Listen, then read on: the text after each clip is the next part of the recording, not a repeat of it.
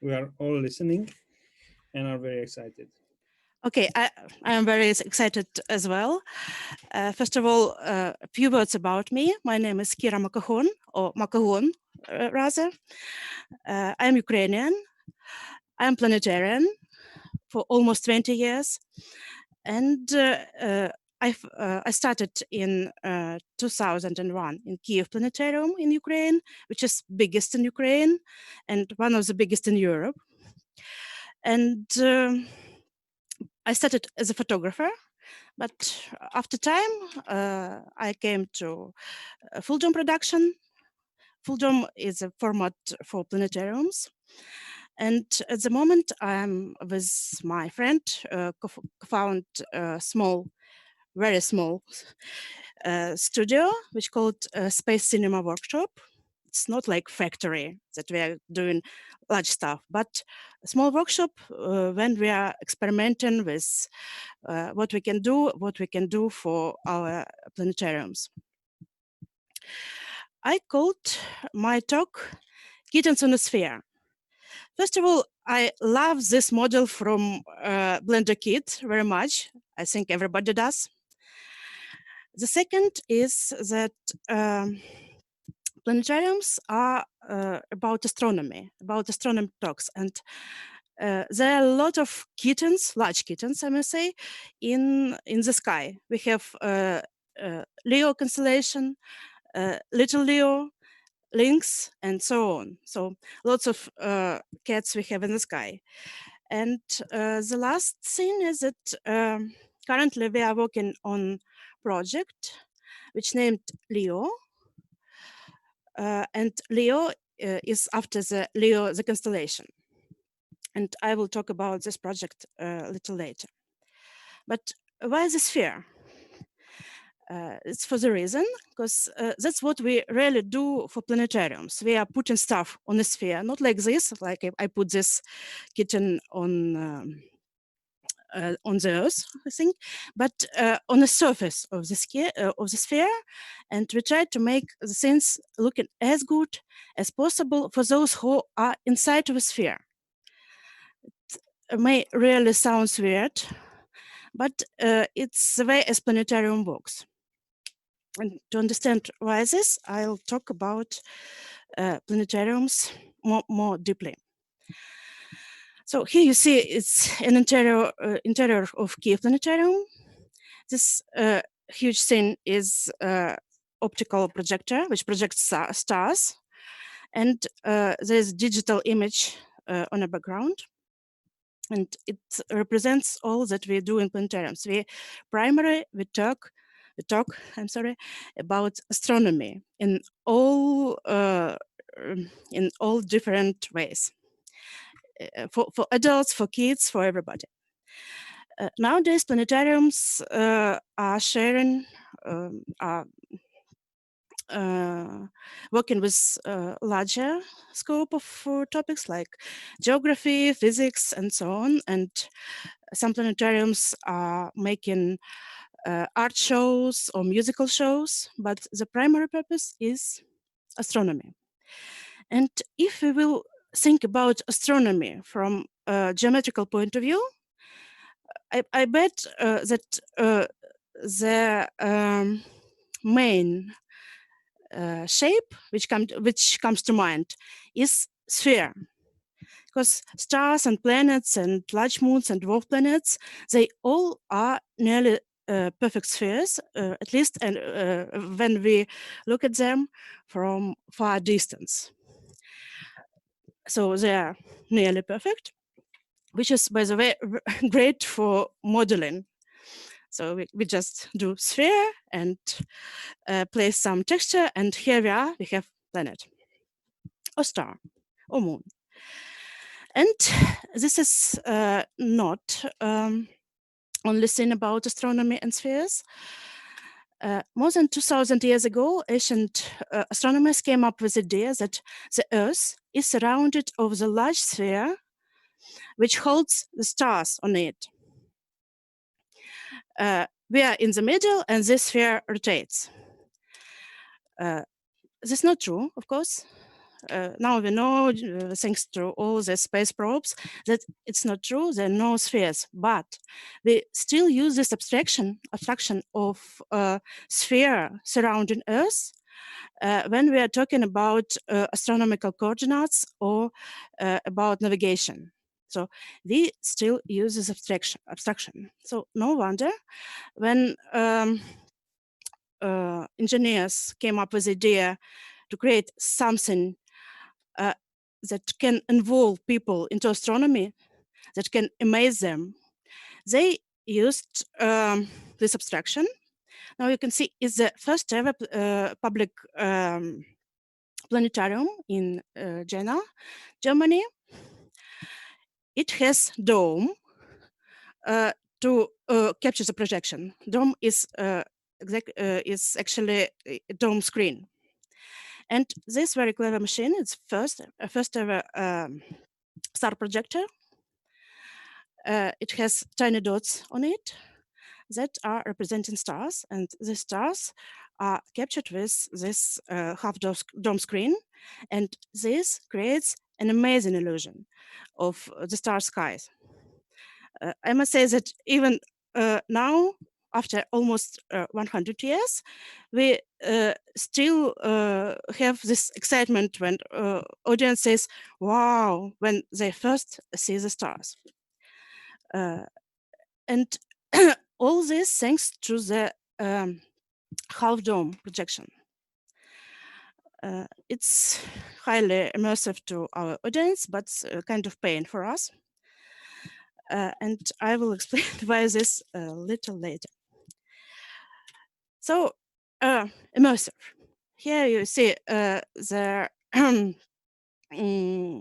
room in modern planetarium audience, and they are really inside of an action. Action surrounds you, and you can turn your head and see what happens in the right, to the left, to the right, to the left, and above you. So audience love it.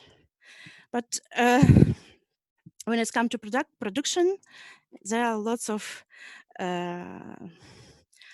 strange and weird things that we face. Some people compare planetarium shows with VR experience, and they are right. But there are some differences, and in my opinion, planetariums are better. Why is this? Because when you came to planetarium, you do not need any other equipment except of this that is already installed in planetarium. No headset, no phones, nothing. You just sit and relax. Then you can share your experience in planetarium with your friends or family, while when you put on your headset, you are all alone with your feelings. And the last big difference is that the planetarium shows have much more fewer age restrictions. Preparing for this talk, I read about Oculus Rift restrictions. They are recommended for the people that are older than 13 years. 13 years. But planetariums are welcome children from 5 years. Or some planetariums even accept children that are younger. And as we work on kids show, it's very important for me to share this experience with my audience. And the last but not the least, for the size of content, planetarium content is just a half size of VR content. So we have much fewer render time. I'm sorry. All planetariums are different, really. They are different in size, from small domes up to 2 meters in diameter to 30 meters. They all have different projection systems.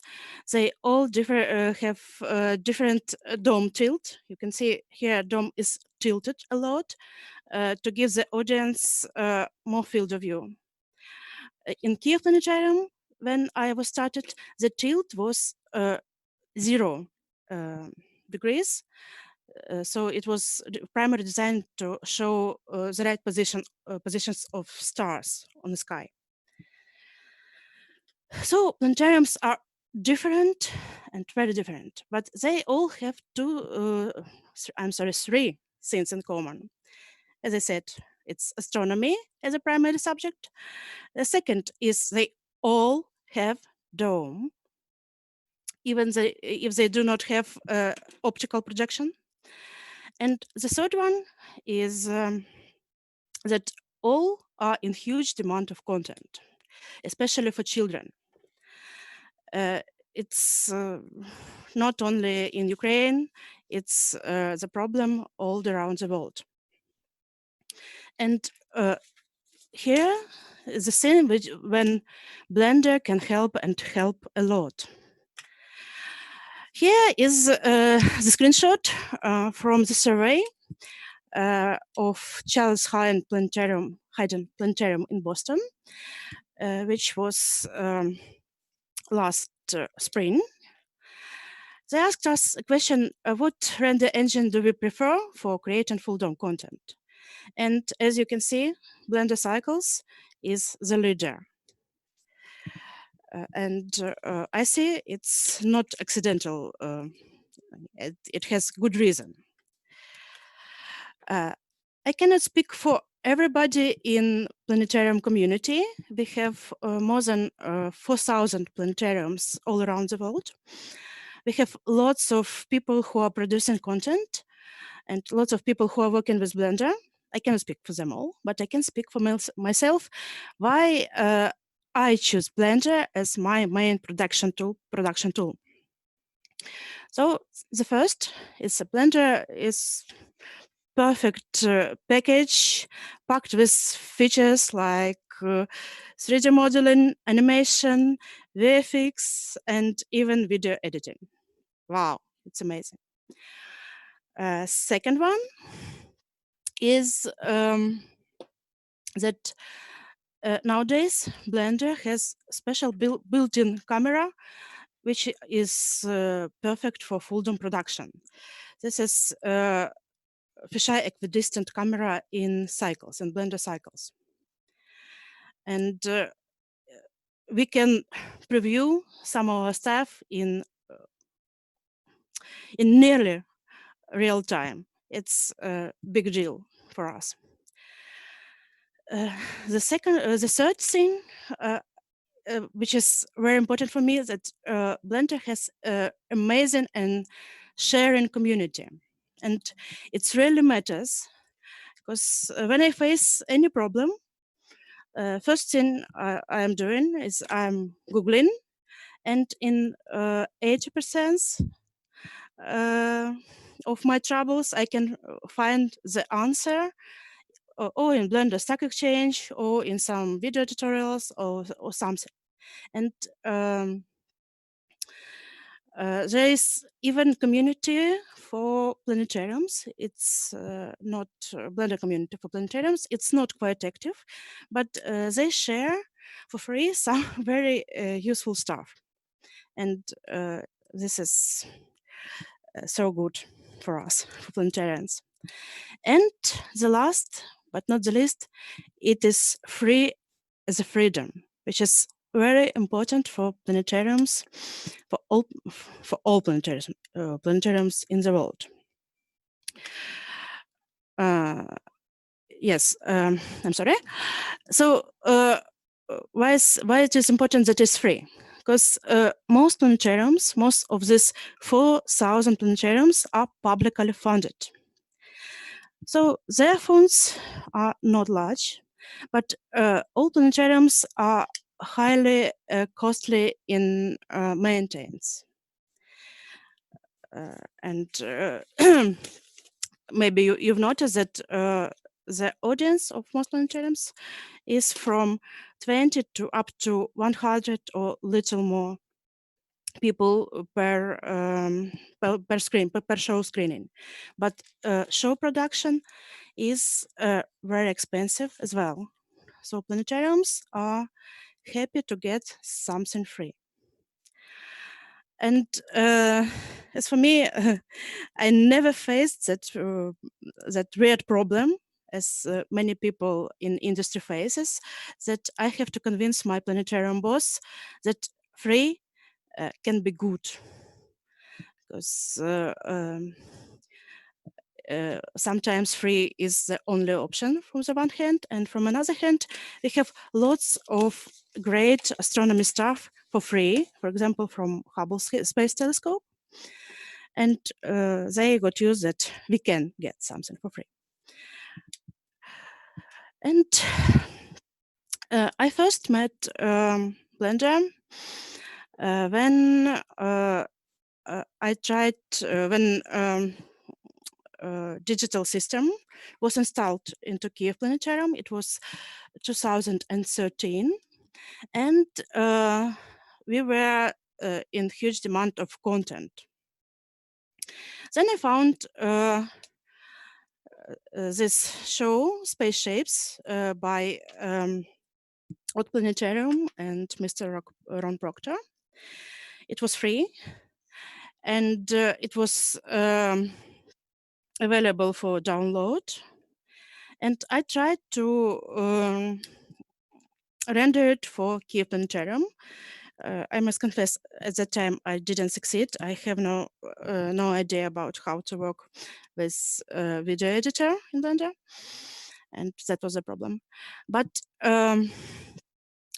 this show, as well as lots of other shows from Haute Planetarium that were made in Blender, were shared for free with the community. So once again, sharing community is the great plus for planetariums and for planetarians. For some reason, you cannot find these free shows on the Haute Planetarium site, but there are over internet. For example, like this. It's quite simple, but you can see it was made by made with Blender in 2010, I think. Uh-huh. But why full-time production is this expensive? The question is that we have huge frame size. Industry standard frame size is 4,000,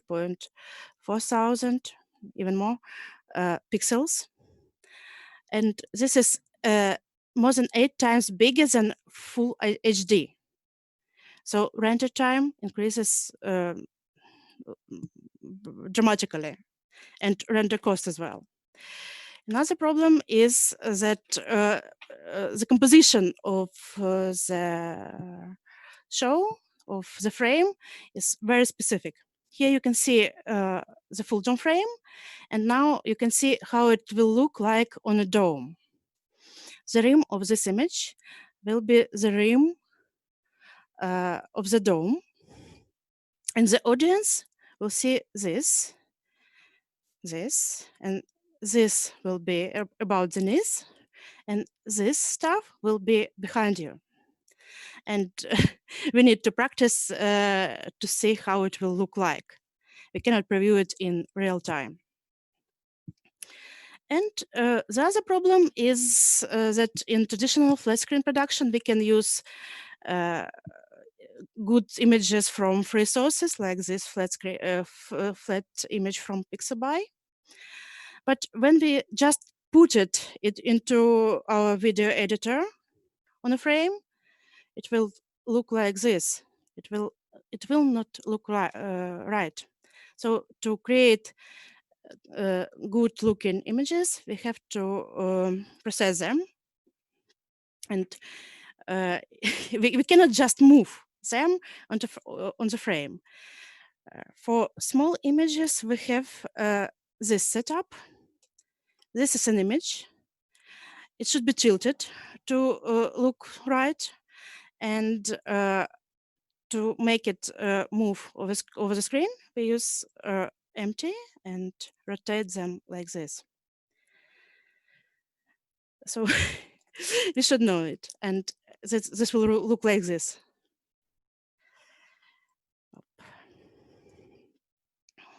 Okay.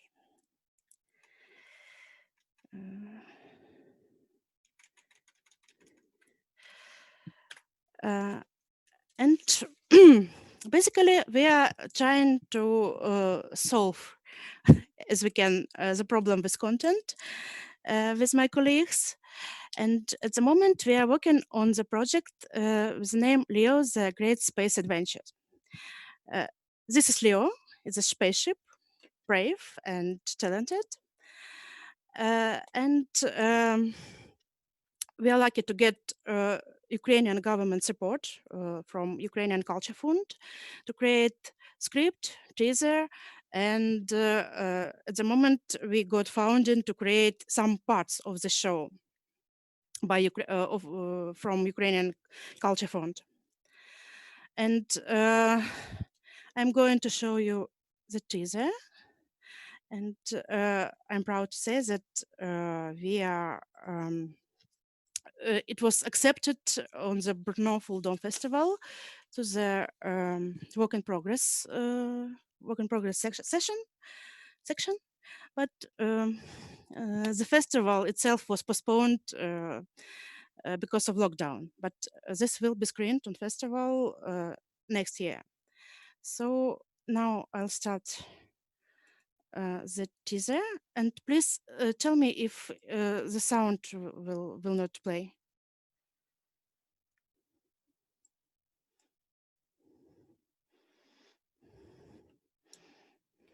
Kira, I cannot hear the sound. I'm sorry. That's okay, not a problem.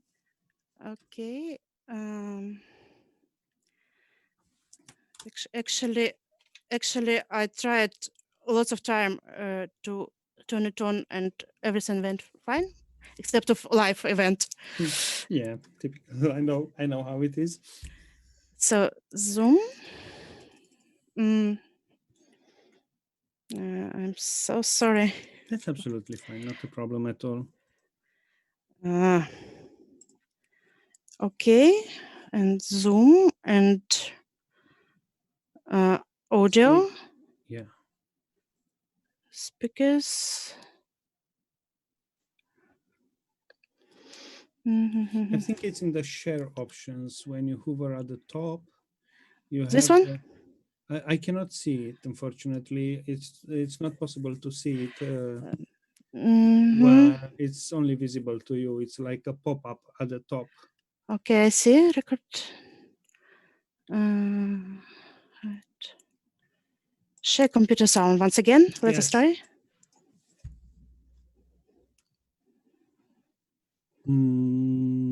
Yes. Yes, it works. Perfect.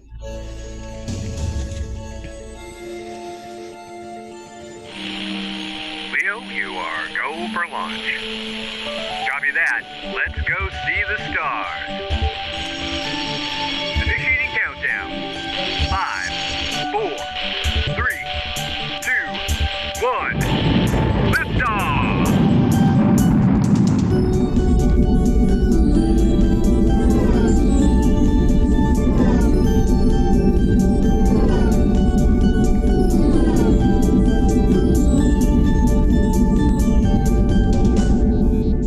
Houston, we've got a problem. Zori, where are we? It looks like our galaxy, the Milky Way. And there is the sun.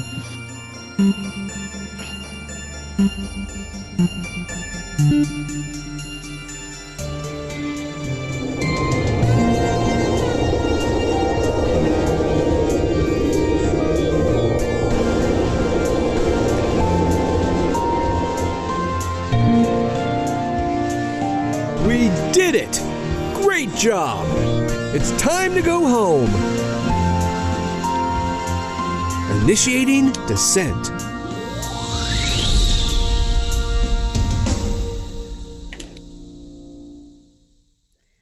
Yes, that's it. Do I have any time to show some stuff, or I should end? Yeah, 5 minutes. It's okay. Absolutely no problem. Okay, so No. I hope you like this small teaser. We are still Love working on it, and some features of the show, just briefly. It will be like interactive show. We called it imitative interactivity, and the characters of the show will ask audience the questions. We will react to these questions in real life, but we predict the answer, and the show will go on with this prediction. Like this. That's of course we want to make real interactivity, but the problem is that we are funded from Ukrainian Culture Fund, and most Ukrainian planetariums do not have any facility to play real interactive stuff. So we should make it movie. The second thing that the show will be modular. What is it? It is short stories. We call it models, telling about some astronomy subject and about some event in our characters' lives. And these small videos will become maybe combined into larger series to give the planetariums flexibility and ability to create their own shows based on their audience demands. It is very good, for example, for those planetariums who combine the show with live star presentations. And here's early concept of this starship. It changed a lot, I think. And I just want to share some other 3D models because we were lucky enough. We were lucky enough to involve real astronomer and 3D modeler to create astronomical models. She's a very talented girl, and here it is our Milky Way, or the Earth in details, or some small bodies, and they are not only beautiful, at least we think so, but they are really astronomically accurate, thanks to our great modular Katerina. And here's just another stuff, our planets. We decided to create the show in semi low poly style. First of all, because this reduces render time, and it's crucial. And it was a dream of my colleague to create something in low poly style. So we work with this. And I think that's it. I have lots of things to say, but I'm running out of time. So thank you a lot for your attention. We have some stuff described on our newly launched site, Space Workshop Space. And you always, if you have any questions, can contact me via Facebook. Thank you so much.